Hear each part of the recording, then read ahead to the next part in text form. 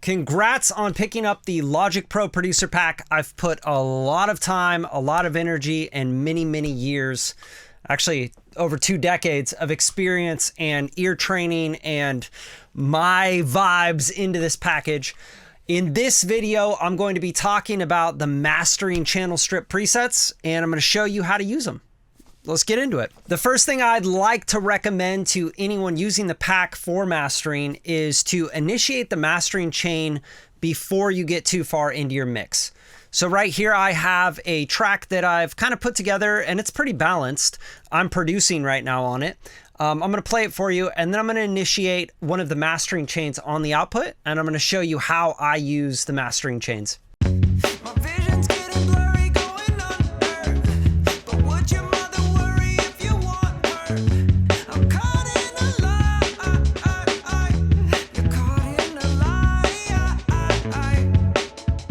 Now, if I want to start mastering and using the Radium mastering package and the channel strips, what we'll do is we'll go to the output 1 and 2, and we'll go to settings, and then you can open up your channel strip settings from there. So I'm going to go to the user channel strip settings, and I'm going to open up RM output. And what I like to do is I like to just choose one and start to flip through all the different mastering chains until I find one that fits the song the best. So we're going to start just from mastering general. Now, when you open it, it's going to open up all of the settings. It's going to have a compressor on it on this one. It has a tube EQ, and then it has a limiter on it. All of these things should be tweaked by you depending on what you're doing with your song and what you're trying to achieve. How loud do you want it? How hard is the low end hitting the master? All that stuff is very dependent on the source. So I turn that on, and let's play this, and then let's adjust to taste. My vision's getting blurry going under, but would your mother worry if you want her?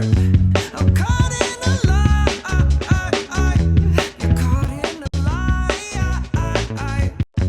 My vision's getting blurry going under. Now, one thing I noticed right away when I initiate the master chain is that this one has a lot of low end in it. It's showing me that my bass needs to maybe be turned down. My drums are a little bit loud, right? So that's a really good place to start, is just by rebalancing your mix into the mastering chain. But before I do that, I'm going to just pick a mastering chain that fits the vibe of what I'm trying to go for first, the best. So that's something I really recommend as you use this pack. Don't just like go for the first one and start tweaking. Just go through a couple of them. So let's go to a modern edgy master. Let's see what this does. My vision's getting blurry going under, but would your mother worry if you want her? I'm caught in a lie. So I'm already liking that a lot more, right? So it's louder for sure, but it's exciting the mid-range and the high mids, and the vocals pushing forward a little bit more. And the bass isn't like super rounded out. It's actually a little bit tighter sounding. But I'm just gonna keep going. So let's go Modern Master 2. Let's see what this sounds like. My vision's getting blurry going under, but would your mother worry if you want her? I'm caught in a lie.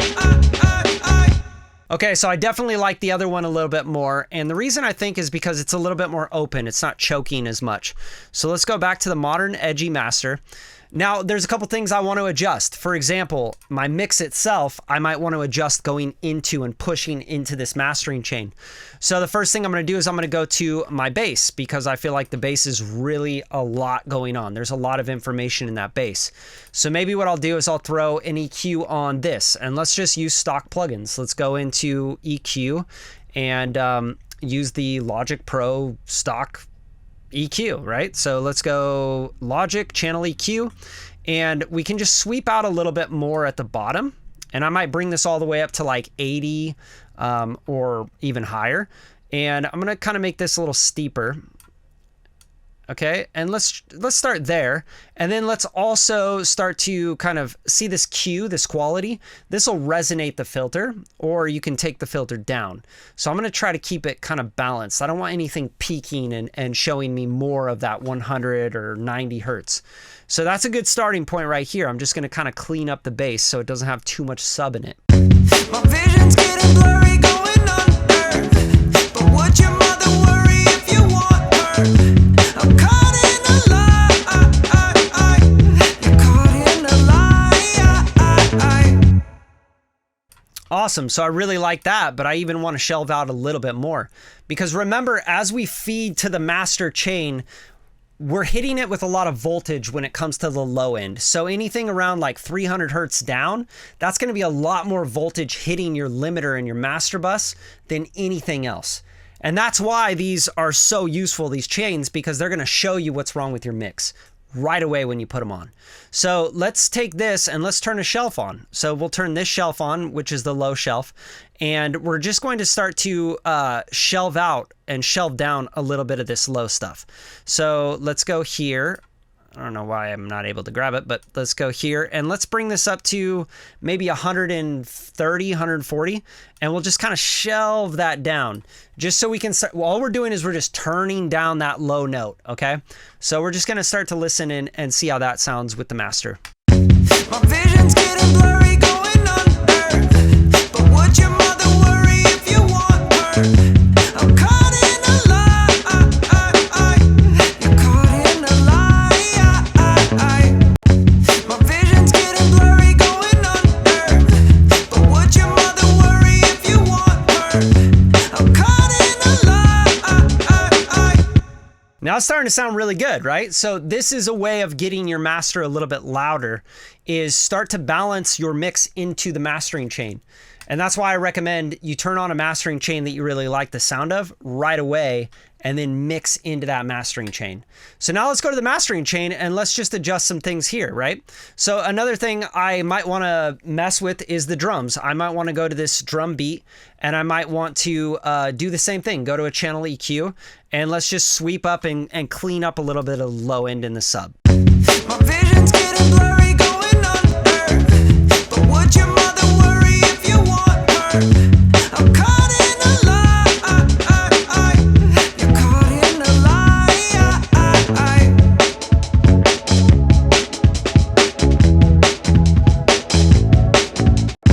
My vision's getting blurry going under, but would your mother worry if you want her?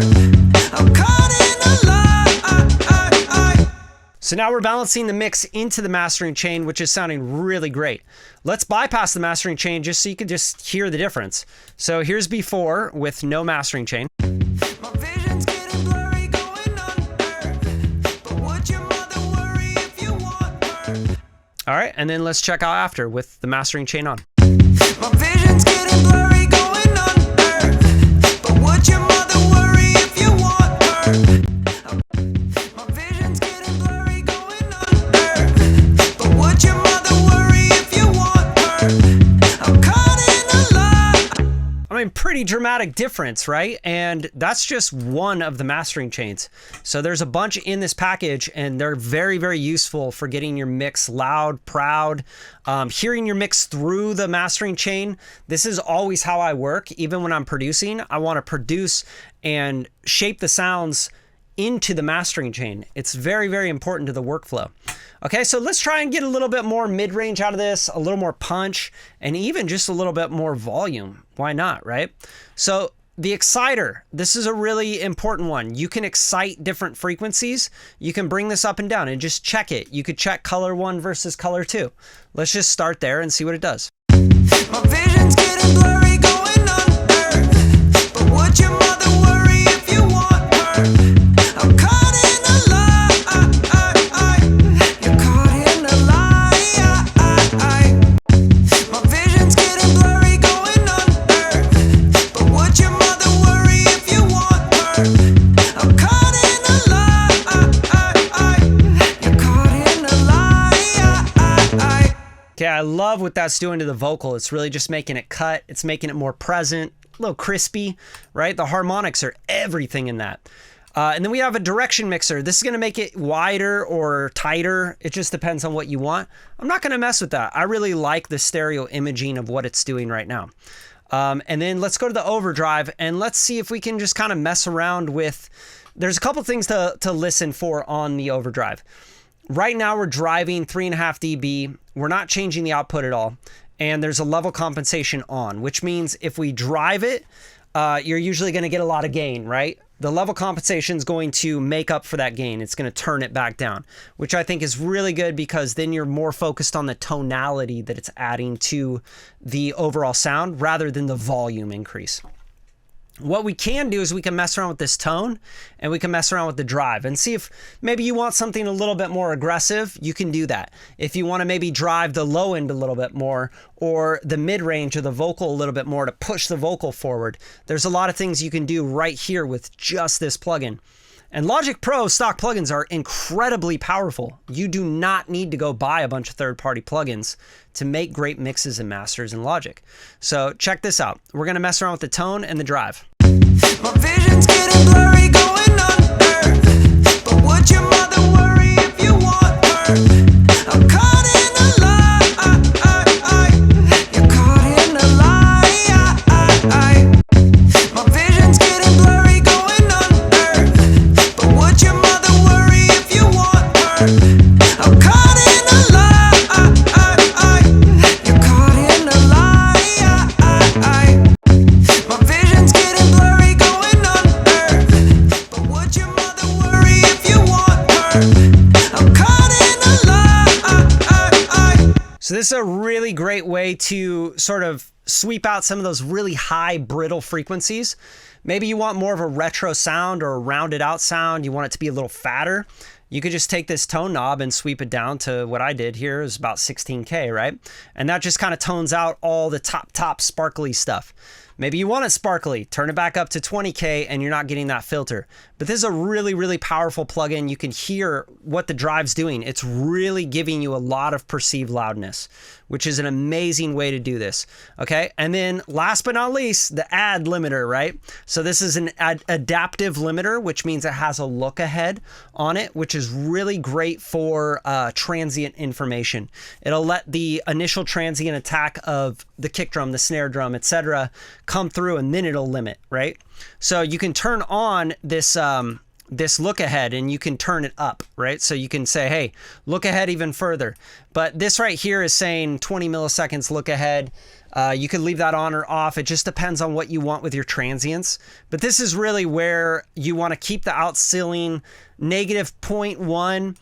You could bring it down to -0.5 if maybe you're mastering for, say, a cell phone, or you know, like you're trying to make a piece of content or make a bounce for Instagram posts for a reel or a TikTok, etc. I recommend you actually even go all the way down to -1. Okay, so that's going to give you headroom, so when you put it to the phone you don't hear this like distortion clipping. Okay, but I have it at -1 because I'm mastering with this. Remember, this is a modern aggressive mastering chain. That's what we're trying to do, is go really edgy with it. Okay, so this is going to just be a matter of pumping the gain up, and then you're going to see the reduction, and just really listen for artifacts, listen for pumping, listen for anything you don't like, and just find that sweet spot. So let's try this out. We're just going to mess with the output gain. My vision's getting blurry going under. But would your mother worry if you want her? I'm caught in a lie. You're caught in a lie. My vision's getting blurry going under. But would your mother worry if you want her? I'm caught in a lie. You're caught in a lie. Really loving that. Now, as you start to push the gain and you start to limit more with these mastering chains, you're going to notice certain frequencies start getting stronger. And that's because you're taking the peaks down and you're bringing the low level information up. That's what the adaptive limiter does when you push the gain up, okay? You're actually bringing the makeup gain up. You're bringing the noise floor, everything from the bottom, the really low level information, the whispers, right? Those are coming up in the mix, okay? So you have to be really, really careful with that. And automatically what I hear is I hear the bass start to get kind of chubby. It gets chunky in that like 300-400 area. So that's a great time to just go back to your bass and start to tweak the bass, right? So all I have to do is I go into my channel EQ and I could go find that frequency, and here I could tighten it up with the Q, right? And I could start to shape it so that it hits the master bus better and we're getting better level out of it. Check it out. My vision's getting blurry going under. But would your mother worry if you want her? I'm caught in a lie. You're caught in a lie.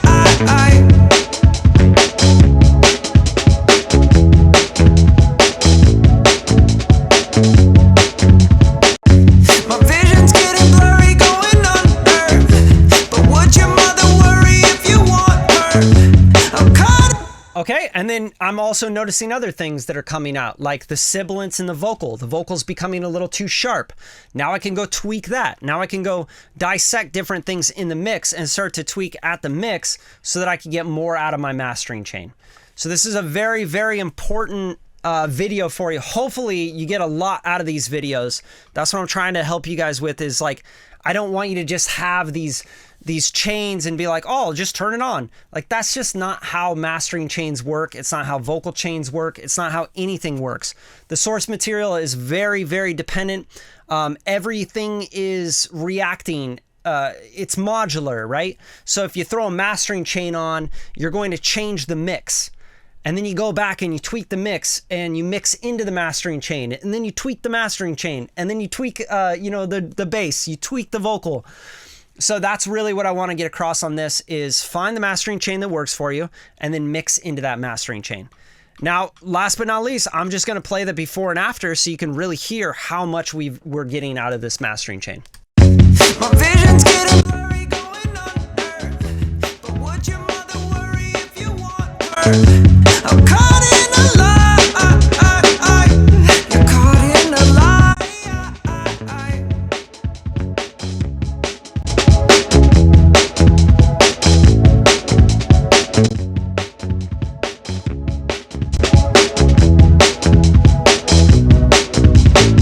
That is stock plugins for Logic Pro.